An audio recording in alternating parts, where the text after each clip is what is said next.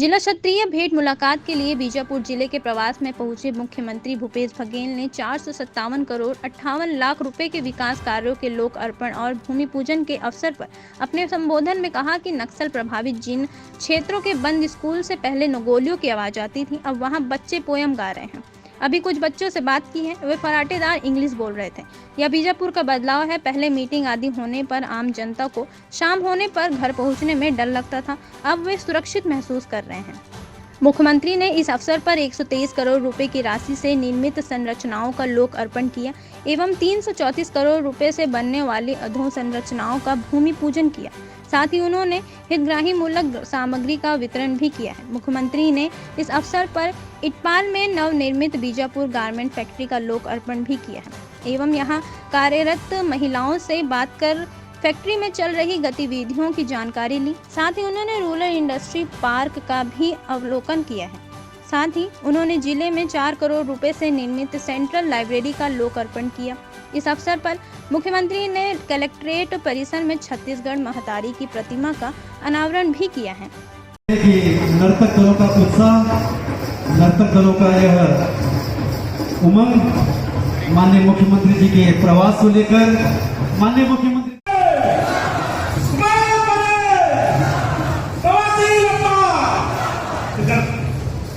छुट्टी राष्ट्रीय अवकाश शासन की ओर से किया गया है। सभी तिजारी बेटियों को, बहनों को खूब बधाई शुभकामनाएं। आज बीजापुर में भरोसे का सम्मेलन आयोजित हुआ और इसमें करीब 457 करोड़ राशि के भूमि पूजन और लोकार्पण का कार्य हुआ और उसके साथ साथ विभिन्न संगठनों को, विभिन्न योजनाओं के लाभार्थियों को राशि भी वितरण किया गया, पट्टे भी दिए गए, देवगुड़ी के भी पट्टे दिए गए। तो इस प्रकार से आज यहाँ गारमेंट फैक्ट्री की भी शुभारंभ हुआ, साथ ही रूरल इंडस्ट्रियल पार्क की भी शुरुआत हम लोगों की और छत्तीसगढ़ महतारी की मूर्ति भी लगाई और लाइब्रेरी की भी शुरुआत की। खुशी की बात यह है कि अब बीजापुर के बच्चे चीन में जाके भारत का पतन, ये बड़ी बात है। ये बड़ा बदलाव अब बस्तर और बीजापुर में एक समय सड़कों का अभाव था, लोगों के चेहरे में भय का वातावरण था, हमेशा तनावग्रस्त रहते थे। अब बस्तर शांतिपूर्ण लौट रहा है, सभी लोग अपने काम काज में जुटे हैं, खेती का रकबा भी बढ़ा है, किसानों की संख्या में वृद्धि हुई है, उत्पादन में वृद्धि हुई है, लघु की खरीदी भी हो रहा है। और बीजापुर जैसे अंदरूनी क्षेत्र में 20,000 राशन कार्ड बने, जो पहले लोग राशन कार्ड ही नहीं थे तो राशन मिलता कहाँ से, आज उसका लाभ ले पा रहे हैं। बड़ा बदलाव हमारे बीजापुर में हुआ है। शिक्षा के क्षेत्र में 14 साल में आत्मानंद निजी स्कूल यहाँ खुले हैं, हॉस्पिटल भी करीब 28 उप स्वास्थ्य केंद्र और हार्ट बाजार क्लिनिक योजना के माध्यम से, और उसी प्रकार से भर्तियाँ भी हो रही है, जिसमें अकेले बीजापुर में 372 बेहतर भर्तियाँ हुई है। तो सभी क्षेत्रों में जहाँ ओपीएस का लाभ शासकीय कर्मचारी अधिकारियों को मिलता है, मितानीन है, आंगनबाड़ी कार्यकर्ता है, सहायिका है, कोतवाल है, पटेल है, सबके मानदेय में वृद्धि हुई। तो सभी क्षेत्रों में हम लोगों ने काम किया, उसका लाभ दिख रहा है और उसका पूरा असर पूरे छत्तीसगढ़ में दिखाई देता है। वो एक तरीके से प्रभावित है, ज़्यादातर उसमें महिलाएं परेशान हो रहे हैं। राज्य शासन को क्या एक तरीके से उनको राहत देते हुए आदेश पर सोचना नहीं चाहिए, जब राज्य में वो लोग स्टे के लिए हाईकोर्ट गए। कुछ मामले में तो हाईकोर्ट से भी आदेश आया है, जो हाईकोर्ट का आदेश उन सबको पालन करना होगा।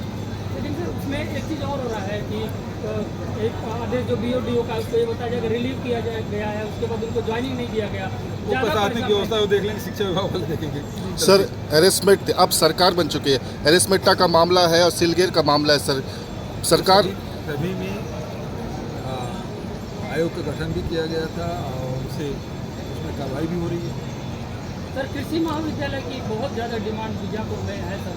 अब चूँकि अब 15 दिन बचा है, आचार संहिता लगने में 15-20 दिन हो सकता है, हो जाएगा। सर ताड़ मेटला मुठभेड़ अभी जो एक चर्चा में विषय बना हुआ है, उसको लेकर क्या कोई बड़ी जांच? मेटला की रिपोर्ट आ चुकी है, उसमें कार्रवाई भी हो चुकी है, उसकी रिपोर्ट तो सदन के पटल में रखा गया है, इसलिए सरकार तो रख भी नहीं रहे थे। सर अभी हाल का जो बोल रहे हैं सर, कुछ दिनों पहले की जो उसकी भी जांच की हमने घोषणा की, जो कुछ शिकायतें की गई है।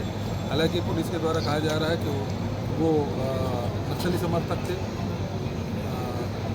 तो उसमें कार्रवाई हुई, लेकिन फिर भी कुछ लोग कह रहे हैं तो उसकी भी जाँच करवाई। सर, भाजपा परिवर्तन यात्रा निकाल रही है, में कांग्रेस का प्रदर्शन क्या 2018 का जैसा ही रहेगा या कुछ सीटें जा सकती हैं? देखिए, जहाँ तक के अमित शाह के आने की बात है, वो आए नहीं।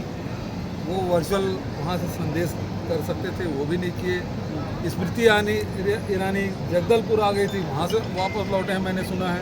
तो भारतीय जनता पार्टी की मौसम खराब था, क्योंकि नेताओं का मौसम खराब था, इस कारण से वो नहीं आ पाए। बचत तो यहाँ का मौसम तो साफ था, लेकिन भीड़ जुटी नहीं, लोगों को विश्वास भारतीय जनता पार्टी में रहा नहीं।